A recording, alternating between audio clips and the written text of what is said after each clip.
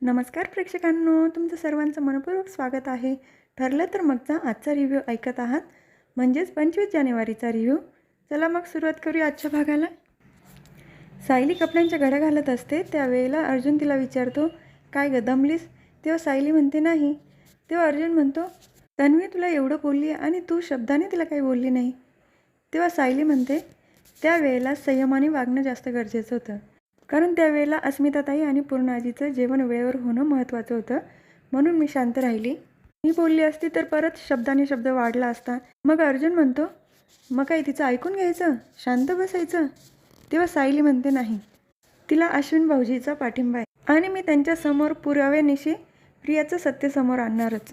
मग तिचा आधार डळमळीत होईल, मग तिला आपल्याला अडकवता येईल. तर दुसरीकडे मैपत शिकरेंना भेटायला साक्षी आलेली असते आणि मैपत शिकरेंना घ्यायला हवालदार तिथे येतो आणि सांगतो, तुम्हाला एक वकिलीनबाई भेटायला आलेली आहे. तेव्हा मैपत शिकरेला कळत नाही कोण आलं असेल. ते म्हणतात, दामिनीबाई. तेव्हा ते हवालदार म्हणतात, मला माहीत नाही, चला तुम्ही. त्यानंतर मैपत शिकरेंना घेऊन हवालदार बाहेर येतात. तर पाठीमागून साक्षी काय त्यांना ओळखली जात नाही. नंतर ती मागे वळून बघते तेव्हा त्यांच्या लक्षात येतं की साक्षी आली आहे. दुसरीकडे परत सायली बोलत असते, संध्याकाळपर्यंत थांबाल तुम्ही? तेव्हा अर्जुन म्हणतो, माझ्याकडे ऑप्शनच नाही आहे, थांबावंच लागेल. सायली म्हणते, मला प्रियाचा चेहरा खरा अश्विन भाऊंसमोर आणायचा आहे. ती मागच्या वेळेला उशीरपर्यंत बाहेर होती तेव्हा अश्विन भाऊ चिडले होते, पण तेवढं पुरेसं नाही आहे. तिच्याबद्दल काहीतरी ठोस पुरावा लागेल मला, तेव्हा त्यांचे डोळे उघडतील. तेव्हा अर्जुन म्हणतो, बायको तू असं जेव्हा शांत राहते ना तेव्हा मला खूप भीती वाटते. काहीतरी डेंजरस होणार आहे याची मला चाहूल लागून जाते. सायली म्हणते, मी तुमच्याशी बोलणारच नाही. मी जेव्हा बोलते तेव्हा म्हणता खूप बडबड करते आणि मी बोलत नाही तेव्हा म्हणता शांत राहते. तुमच्याबरोबर ना मी कधीच बोलणार नाही. तेव्हा अर्जुन म्हणतो, 3 सेकंड. तर लगेच सायली म्हणते, तुम्हाला ना मी. तर अर्जुन म्हणतो, हे बघ बोलली ना. लगेच असं म्हणून दोघंही हसायला लागतात. तेव्हा सायली म्हणते, आता मी शांतच राहणार आहे, सगळं काही व्यवस्थित होईल आणि प्रियाचा गेम आता मी माझ्या पद्धतीने खेळणार आहे. तेव्हा अर्जुन म्हणतो, ऑल द बेस्ट. तर दुसरीकडे साक्षी दाखवली आहे. सर्वात आधी साक्षी मैपत शिकऱ्यांना बसायला लावते आणि फॉर्मॅलिटीज करत असते की जणू काही खरंच वकील आहे ती. मिस्टर मैपत शिकरे, नेमकं काय घडलं आहे हे मला तुमच्या तोंडून ऐकावं लागेल. तेव्हा लगेच मैपत शिकरे म्हणतात, तुम्हाला वाटतं का माझ्यासारखा असा सरळ साधा माणूस असं काही करेल? मला पोलीस इथे घेऊन आले, बस, त्याच्या व्यतिरिक्त मला काही माहीत नाही आहे. त्यानंतर साक्षी खोकला येण्याचं नाटक करते आणि तिथे जे हवालदार उभे असतात त्यांना पाणी आणायला लावते. नंतर साक्षी म्हणते, अण्णा कसे आहात तुम्ही? आणि एवढ्या दिवसापासून तुमचं फोन नव्हतं लागत, कुठे गेला होता तुम्ही? काय झालं होतं नेमकं, सांगा तरी मला.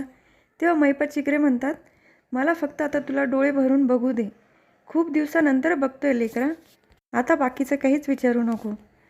मग साक्षी म्हणते, पण अण्णा सांगा तरी नेमकं काय घडलं तुमच्याबरोबर? तेव्हा मैपत शिकरेंना हवालदारने जी धमकी दिली होती की साक्षीच्या जीवाला धोका आहे, तो व्हिडिओ दाखवला तर ते दृश्य सगळं दिसतं आणि ते म्हणतात की हिला काही सांगायला नको, परत ते घाबरेल. त्यामुळे मैपत शिकरे साक्षीला काही सांगत नाही. ते म्हणतात फक्त हिला सावध केलं पाहिजे. ते म्हणतात की तू डोळे आणि कान उघडे ठेवून ऐक मी जे सांगतोय ते. इथून पुढे 12 महिने 24 तास कोणावर पण अजिबात विश्वास ठेवू नको, त्या नाग्यावर पण नाही आणि त्या प्रियावर तर नाहीच नाही. तितक्यात तिथे हवालदार येतात पाणी घेऊन. नंतर साक्षी पाणी पिते, त्यांना थँक्स म्हणते आणि लगेच मैपत शिकरेंना म्हणते, शिकरे तुम्हाला सोडवण्याचा आपण प्रयत्न करूच, येते मी आता. तसं म्हणून तिथून ती निघून जाते.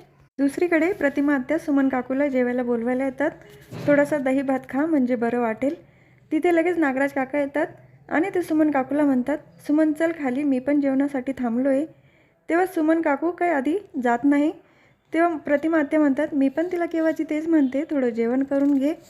नंतर सुमन काकू जेवायला खाली निघतात. तर नागराज काका त्यांचा हात धरणार, तितक्यात त्या लगेच घाबरल्याची ॲक्टिंग करतात आणि त्या म्हणतात, नाही नको, मला नाही यायचं, तुम्ही जा बाहेर, नाहीतर मी मारून टाकेल, असा आरडाओरडा करून कांगावा करतात. तर लगेच प्रतिमा आत्या नागराज काकांना म्हणतात, भाऊजी तुम्ही जा बाहेर, मी आणते तिला. त्यानंतर तिथून नागराज काका निघून जातात.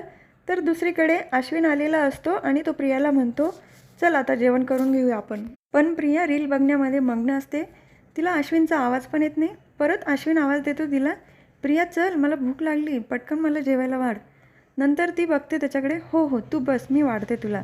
तर ती लगेच किचनमध्ये जाते आणि पार्सल शोधते. तर ते पार्सल तिला कुठे भेटत नाही. तेव्हा अश्विन म्हणतो, तू खरंच ऑर्डर प्लेस केली होती का? तेव्हा प्रिया म्हणते, अरे हो मी खरंच केली होती. तेव्हा अस्मिता म्हणते, आज पण बाहेरून जेवण मागितलं आहे, घरी नाही बनवलं.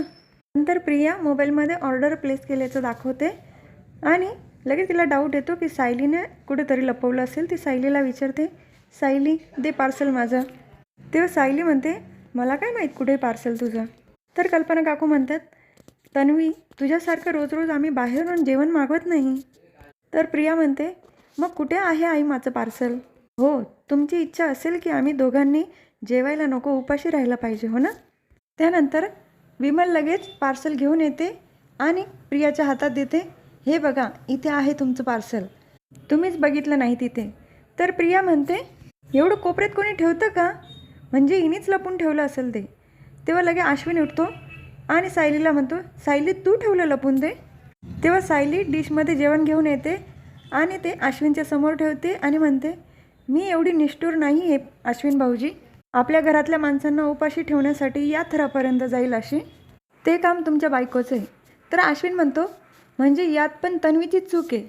लगेच सायली म्हणते, हो तिचं पार्सल 2 मिनटं उशिरा मिळालं तरी किती कांगावा केला तिने, आणि तिच्यामुळे आज आपल्या घरातले सगळे उपाशी राहणार होते, माहिती आहे तुम्हाला. तेव्हा अस्मिता म्हणते, म्हणजे? तर सायली सांगते, मी सुमन काकूंना घरी सोडायला जाण्याआधी सगळा स्वयंपाक करून गेली होती अस्मिताताई, आणि त्या जेवणाचं काय झालं याचं उत्तर आहे माझ्याकडे. सायली लगेच फोनमधला व्हिडिओ दाखवते अश्विनला. अश्विन तर ते बघून शॉकच होतो. नंतर सायली तोच व्हिडिओ पूर्ण आजीला पण दाखवतात. तर अश्विन म्हणतो, हे काय तन्वी? तेव्हा अर्जुन म्हणतो, तुझ्या बायकोचे कारनामे. आम्ही तन्वीला जेवण फेकताना पाहिलं होतं, आम्ही आलो त्याच वेळेला तन्वी बाहेर होती. तर आम्ही व्हिडिओ काढला आणि तिथे जाऊन बघितलं तर जेवण होतं पिशवीमध्ये. तो घडलेला सगळा प्रकार अर्जुन सांगतो. तेव्हा सगळे तोंडाला हात लावतात. सगळ्यांना आश्चर्य वाटतं की तन्वी जेवण कसं काय फेकू शकते. खरंच ना प्रेक्षकांनो, कोणी असा अन्नाचा अपमान करणार का? काहीही दाखवता सिरियलमध्ये, हे तरी नव्हतं पाहिजे. तर प्रताप काका म्हणतात, तन्वी तू सायलीला खाली दाखवण्यासाठी या थराला जाशील? अन्नाचा कोणी अपमान करतं का असं? तुला लाज कशी नाही वाटली? तेव्हा पूर्ण आजी म्हणतात, तू कोणाकडनं अपेक्षा करतोय प्रताप? हिच्याकडनं? हिला माणसांची किंमत नाही तेव्हा जेवणाची किंमत असेल का? तर कल्पना काकू लगेच म्हणतात, तू अस्मिताचा आणि पूर्ण आजीचा तरी विचार करायचा ना, एवढी क्रूर आहे का तू? तर लगे अस्मिता म्हणते, ज्या माणसाने सायलीवर संस्कार केले त्याच माणसाने तुझ्यावर पण केले, पण एवढी किळसवानं कसं काय वागू शकते तू? तर प्रिया म्हणते, मला फक्त एवढंच वाटत होतं. तर लगे अश्विन ओरडतो आणि म्हणतो, बस मला काहीच इंटरेस्ट नाही आहे तुला काय वाटत होतं हे जाणून घेण्यात, कारण अन्न फेकून देण्याचं कुठलंही जस्टिफिकेशन होऊ शकत नाही. पूर्ण आजीला गोळ्या घ्यायच्या असतात, अस्मिता प्रेग्नेंट आहे, या सगळ्यांना आपली माणसं म्हणतेस ना तू? का हे पण माझ्यासमोर केलेलं एक नाटकच आहे? तेव्हा प्रिया म्हणते, तू गैरसमज करून घेऊ नको अश्विन. तर अश्विन म्हणतो, तो व्हिडिओ काही खोटा आहे. तेव्हा पूर्ण आजी म्हणतात, तन्वीचं रूप हे आम्हाला आधीच कळालं आहे अश्विन, आणि आता तर शिक्षा करूनही थकली मी. तेव्हा अश्विन म्हणतो, तिचा खोटेपणा मला आधी लक्षात आला होता आजी, पण तिने जो हा अन्न फेकण्याचा गुन्हा केला आहे तो मी कधी माफ नाही करू शकत. घरातल्या सगळ्यांना उपाशी ठेवण्याचा प्रयत्न केला ना तू, मग आज दिवसभर तू उपाशी राहायचे, हीच तुझी शिक्षा आहे. तर हा भाग इथेच संपतो. पुढील भागात बघायला मिळतं की चैतन्य अर्जुन सायलीला सांगत असतो, हे कोर्टाचं ऑफिशियल लेटर आहे आणि आता आपल्याला महिपतच्या घरात कधी पण घुसता येईल. त्यानंतर सायली, अर्जुन, चैतन्य, इन्स्पेक्टर सगळे महिपतच्या घरात जाऊन शोधाशोध करतात. तर त्यांना एक फाईल दिसते आणि त्याच्यामध्ये एक नोट लिहिलेली असते, त्याच्यावर असतं पेमेंट टू NK. तेव्हा लगे अर्जुन म्हणतो, पेमेंट टू NK? तर सायली म्हणते, म्हणजे नागराज किल्लेदार? तर सगळे एकमेकांकडे बघायला लागतात. तर हा भाग इथेच संपतो. उद्या पुन्हा भेटूया, ठरलं तर मगच्या पुढच्या रिव्ह्यूमध्ये. तर तुम्हाला माझा आजचा रिव्ह्यू आवडला असेल तर माझ्या व्हिडिओला लाईक करा, शेअर करा, सबस्क्राईब करा, बेल आयकॉन दाबायला विसरू नका. Tata bye and take care.